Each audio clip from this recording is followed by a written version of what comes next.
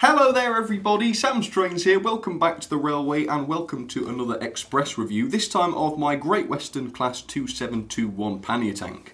Now there's a very special reason why I wanted to review this one today, because very soon Hornby are going to be re-releasing this model into the railroad range for the first time in about 10 years.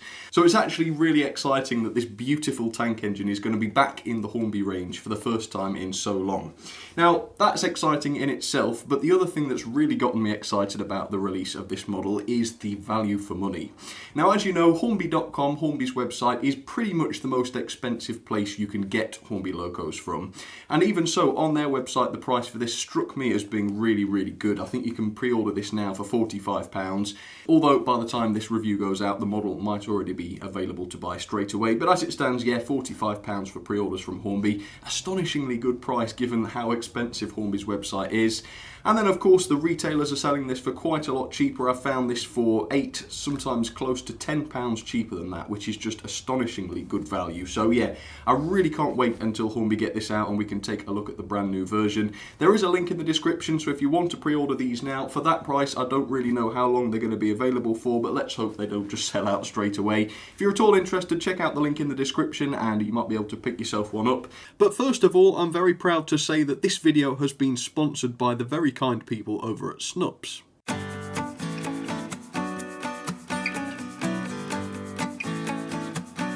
Snups, if you haven't heard of them already, is a handy app that you can use on your phone or tablet, or even through a browser if you wish.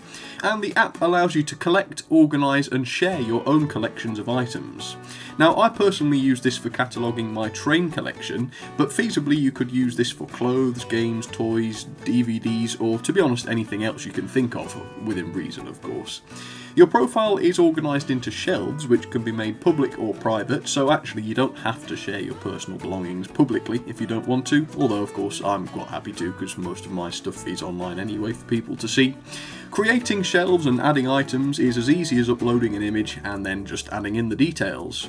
As well as being fun to look at, these shelves can help you to keep on top of your collections, keeping everything accessible and in one place, which definitely beats having to go and track them down in real life every time you want to look at them. Believe me, it does take me a while to find stuff otherwise. There's also this Moments feature which actually allows you to tell a story through tagging your collections and your friends in images, and this is one that I did when I first bought my 2721 class.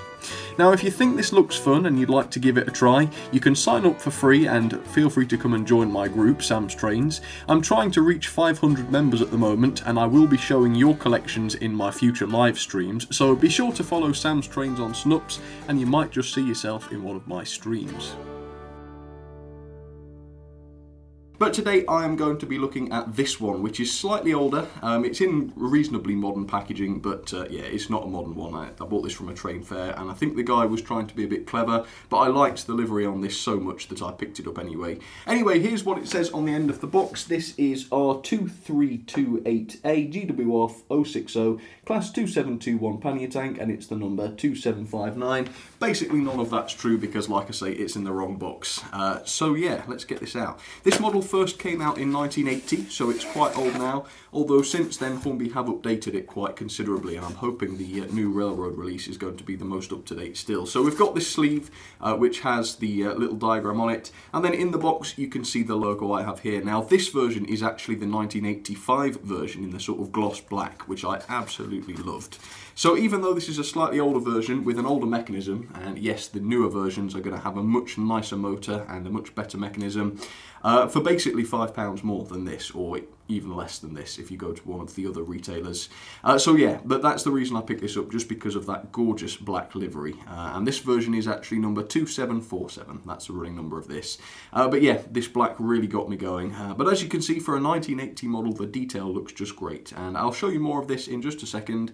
But first of all, here's a little bit of history on the 2721 class. So the Class 2721 was a relatively early pannier tank design from 1897 by William Dean. The design originated from the earlier 1854 class, which was introduced about 10 years previously. 80 of these were built in total over a 4-year period, and they proved to be a relatively effective and efficient design, despite not being very comfortable for the crews, of course, with that exposed cab. All members of the class were withdrawn during the late 1940s, and while some were modified, none were preserved, or at least not in their original form. So there she is then up against the white background, and I absolutely love this one. It's just that black gloss livery that I absolutely love. I think I probably prefer the green, but it's just so rare that you see a black pannier like this. It's just sort of won me over. Another feature that I absolutely love about this is the fact that you've got this marvellously open cab. I just think that's such a lovely old-fashioned look to it. Now obviously in real life that open cab must have been absolutely disastrous for the crews. It would have caused them to be devilishly hot in the summer and excruciatingly cold in the winter. It must have been absolutely dreadful having to work on one of these. But purely from an aesthetic point of view, I just think it's a beautiful old-fashioned look. So let's talk about this then. 1980, so reasonably old, and there's not an awful lot of detail on this. However, it's not done too badly. There's not very much in the way of paintwork. However, the glossy black finish I do really quite like. All of the lettering is done very well, and the numbering too, and there is a small amount of paintwork, especially on the handrails and things, most of which appear to be just part of the moulding, except for the main one which goes around the pannier tanks there, which is separately fitted and quite nice to see. Although most of the detail is moulded, as you can see on the top of the tanks here, it's reasonably well done. I mean, it's, relatively convincing, I would say. And on top of that, there is a fair amount of separately fitted work going on, including what look like the whistles, presumably, on top of the cab, and also the very top of the chimney there, which is a metal piece, which I really, really like to see. The buffer beams are very simple, although you do have separately fitted buffers there, although sadly they're not sprung if I demonstrate that. Obviously, this version from 1985 doesn't have any NEM couplings or anything like that. Whether or not the new version from Hornby will, I'm not absolutely sure, but we can always hope, can't we? And if we just take a look inside the cab, you can see quite nicely there is some detail inside there, although unfortunately this version didn't have any of it painted. Another nice feature is the separately fitted coal, which is removable. Now, it's not very easy to remove because it's sort of well down inside the bunker, but certainly when I've been servicing these, I have had them out, so that's a nice feature.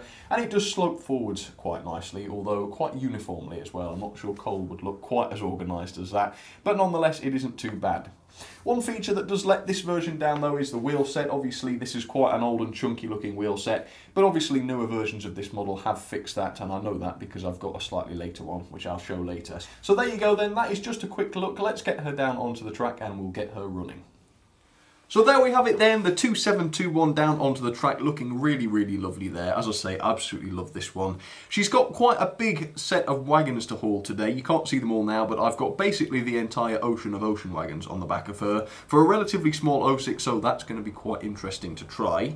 On the middle line then, I have the other 2721. This is the Great Western Green version that I've had for longer. I think it's slightly more modern. It's got a slightly more fine set of wheels and a better motor, or at least a quieter motor, with some Great Western coaches, and then on the inside line a slightly different Triang pannier tank, same sort of era I imagine. It's got the same sort of glossy finish with a bit of a mixed train. So let's get these going, but first of all a little bit of slow speed testing on the 2721. So let's give her a little bit of juice then, try and keep it really nice and slow. Bear in mind she has got a load, but as you can see the slow speed there is pretty good really, isn't it, to say it's got the XO4 in it. In fact, that's amazingly good. I didn't realise she'd do that.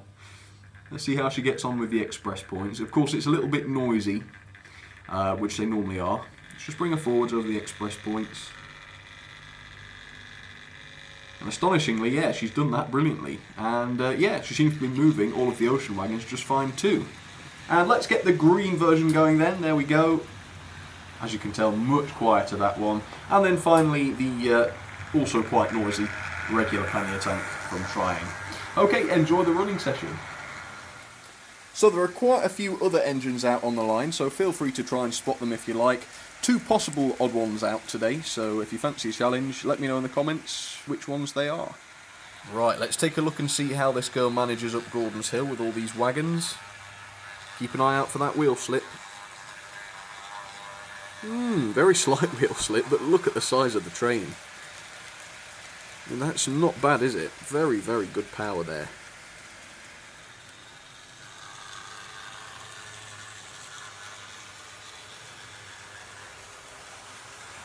Okay, let's take a look at some of my ratings then for the Hornby Class 2721. Detail 4 out of 5, power 5 out of 5, slow speed 4 out of 5, quality 5 out of 5, and value 4 out of 5. Overall then a very good score, 8.64 out of 10. And into the vintage ranking she goes then at first, just above the Triangle 08, but that's no surprise, I absolutely love this one. Probably my favourite in the vintage rankings. So yeah, if you like Triang stuff, it's well worth taking a look to see if you can pick one of these up, because as you can tell, they just run so nicely.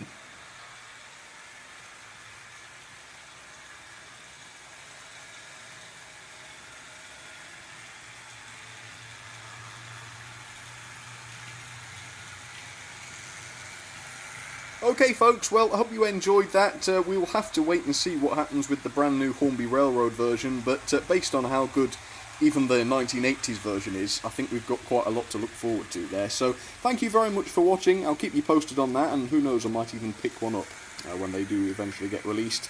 But for now folks, thank you for watching, and I will see you all very, very soon with some more videos. Cheers everybody.